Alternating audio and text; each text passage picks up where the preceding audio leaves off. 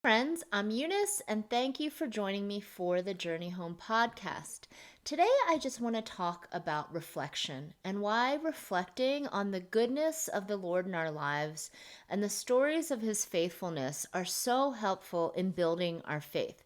So, I just want to start with this scripture, and it's from Joshua 4, starting at verse 4. So Joshua called together the 12 men he had appointed from the Israelites, one from each tribe, and said to them, Go over before the ark of the Lord your God into the middle of the Jordan. Each of you is to take up a stone on his shoulder according to the number of tribes of the Israelites, to serve as a sign among you. In the future, when your children ask you, What do these stones mean? Tell them that the flow of the Jordan was cut off before the ark of the covenant of the Lord. When it crossed the Jordan, the waters of the Jordan were cut off. These stones are to be a memorial to the people of Israel forever. Now, I love this scripture because I think there's so many things about being human that the Lord accounts for. And one of them is that we have short memory spans.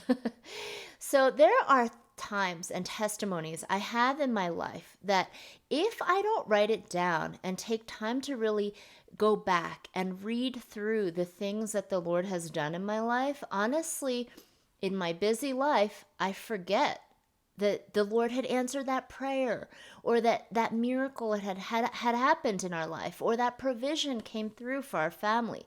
And that's something that I feel like I've been thinking about the past 2 weeks, because about a week ago, our church that we attend celebrated their 2-year anniversary. So our church was planted 2 years in the midst of the pandemic. And something crazy as I was sitting in service is I was taking time to think about, man, where were we 2 years ago when we decided to start attending this church? And something amazing, even practically thinking about, was in the midst of the pandemic, the church began and they complied with all the rules in our state. Well, one of the rules was we all wore masks inside. So I was even thinking about how crazy it is when you think about it. We were all meeting each other only seeing half of our faces. And so it's funny because, if you saw that person outside a church, would you recognize them? Not sure. But even if you think about on a practical level, how far we have come. I was just in awe of the Lord, of just now we don't wear masks anymore. Like 2 years ago, we didn't know how long that mask mandate would last. Things like that in the midst of COVID and things where we didn't know what the future would hold. And so even taking time to remember what the Lord did, even in our church in that time, people were looking for connection, but we were all wearing masks. How are we going to connect? Were we still going to worship the Lord? Were we going to wear our masks when we, worshiped? And, how they had that whole recommendation about wearing, the spit in worship and all that stuff. It is just crazy to think about how far our church has come, but the world has come, even in that time of uncertainty, great uncertainty. And that's something that I feel like remembering how far the Lord has taken you, the testimonies in your life, the encouragements that have come, the miracles that have happened, the growth that has happened in your spiritual walk. I just want to encourage everyone listening, take time to remember. You don't have to wait for a new year to begin to do this exercise. You could just take your phone or take a notebook and a journal and just start writing. What has the Lord done in my life over this past year, over the past 2 years? I loved just thinking back in service to where my family was 2 years ago, even my own heart, and how much I have grown over the past 2 years, how much I have changed, how the Lord has transformed us. And I know that that's not a unique story just to myself or to my kids or to my husband or to, just our small group in the church. I feel like it's a collective. People have grown, a collective growing. The Lord has stretched us. And those are amazing things to remember. And it builds the thankfulness in our hearts. So, many years back when our family lived overseas. In my last months of living overseas, the Lord asked me to write an ebook. And it's funny because at that time, my response immediately, my knee-jerk response was, Lord, I can't do that. I remember sitting in the Sunday service at the local church that we were at overseas, and I felt like the Lord say, Eunice, do this. And I was like, Lord, can't you see? I'm like a mom of 5 kids. I'm homeschooling them all right now. I'm too busy to do this. And I felt like the Lord was like, no, Eunice, you're not too busy to do this. And in fact, he said to me, your friend Sarah has written a book and she has 6 kids. And so what could I say to the Lord in that moment? I was like, okay, Lord, this is what I negotiated with him. Lord, if you help me write this ebook, if you help me write the stories down, I will do it. I will obey. But right now, I just feel like I have writer's block. Well, what was cool about that time was then my husband, shortly after that, he went on a 2-week trip to visit some of our teams overseas. And when he went, every single night, I opened up our laptop and I just started typing.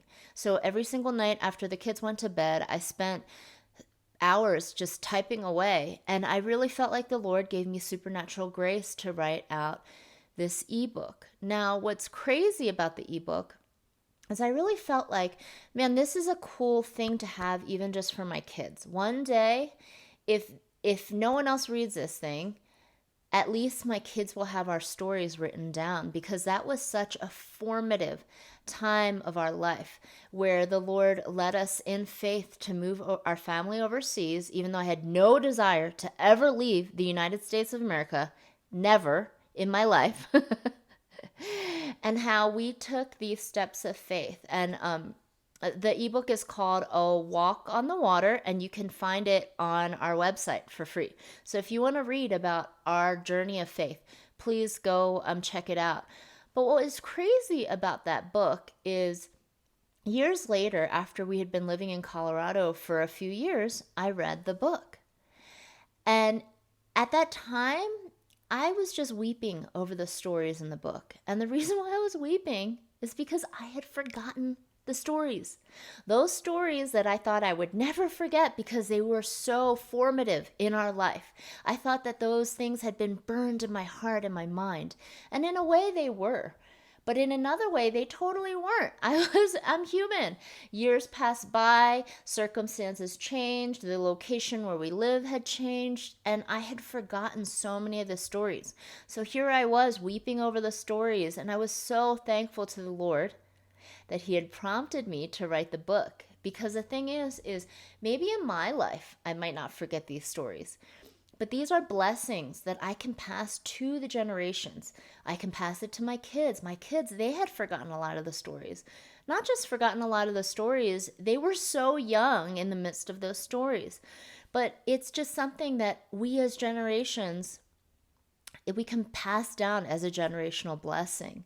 But something that I just want to emphasize is I feel like taking time to remember and write things down, it is part of the generational blessing. Is maybe it could build my kids' faith in the future, not only my own faith.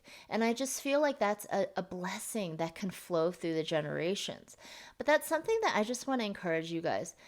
I believe the Lord has been building all of our testimonies as we walk with him. He is building stories in our life that can build faith in the generations that follow and in our own life. I think it also can build thankfulness in our lives. And so I just want to encourage you guys to take some time to reflect.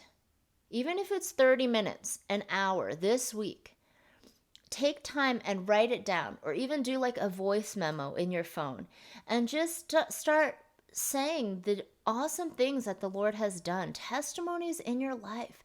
Because I really believe that when, years down the road or when hard times come and we need some encouragement, we can go back on those stories and reflect. And that's really what these memory stones were in the Israelites, is for the generations, is when future generations look at these stones, you can tell them these stories of just how the Lord has worked in your life, the miracle that the Lord did of just parting the water. And so that's just something that I just want to share with you guys, is you might not have something as dramatic as the Lord parting the water. But I truly believe if we dig deep in our hearts and in our minds, we can remember these stories of the Lord's faithfulness to us.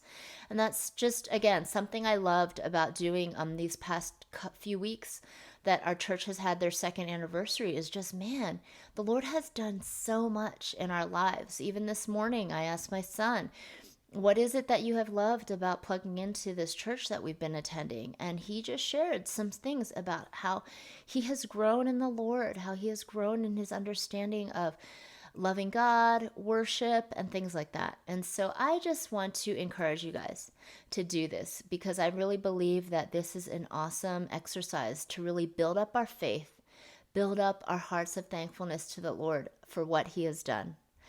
So thank you guys so much for listening. I hope that you are all having an amazing week. Bye-bye.